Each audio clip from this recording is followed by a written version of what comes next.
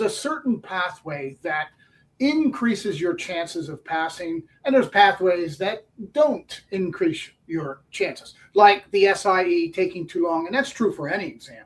I mean, you don't want to take the Series 65 6 months out after you start studying, right? There's a sweet spot where the efficiency is best. When it comes to practice finals, okay, just like Dean said, we are absolutely simpatico on this, right? It's not about quantity, it's about quality.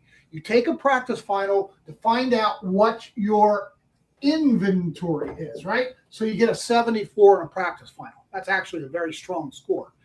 You run these performance trackers, and we've been talking about AI all night.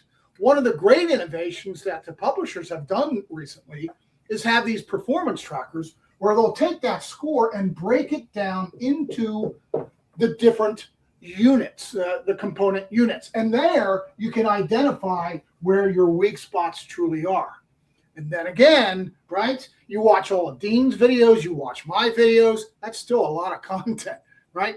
It's a fraction of the textbook, but it's still a lot of content. Why not review those particular videos on those weak areas, right? As Dean said, you want to spend as much time over here remediating these weak areas as you do with the practice final, if not more time. The chain is only as strong as its the weakest link, right? So you've got to work on these weak links. So you find your weak areas, review the videos, and do short quizzes. Now, I like 10 to 12 questions because other than that, you're going to start getting into the weeds on some of these things. I like short ones, and it doesn't matter what your score is. It's just for reinforcement. So you find your weak areas, review the areas, short quizzes, and then you take another one, right? Performance tracker, remediate, practice final, rinse and repeat. I love it. Rinse and repeat.